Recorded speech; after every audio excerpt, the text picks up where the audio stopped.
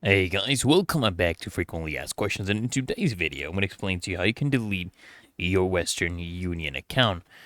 Okay, there are some different ways you can permanently delete your Western Union account, but there are some hassles because usually, they don't have clear instructions on their website, and usually what ends up happening, guys, is people's account just end up getting deactivated instead, okay?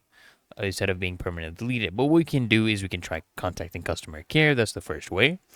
You can delete a Western Union account by, contacting a Western Union customer care representative. This is the number 1-800-325-6000. Okay. And another option, guys, is by sending Western Union an email. And be sure to include your name as it appears in a Western Union profile, your registered phone number. This is very important so they can track your account, your my Western Union SM if possible, and the reason why you want to delete your Western Union profile. And they might reach out back to you via email, or they could reach out to you via your registered phone number to basically verify you, all right?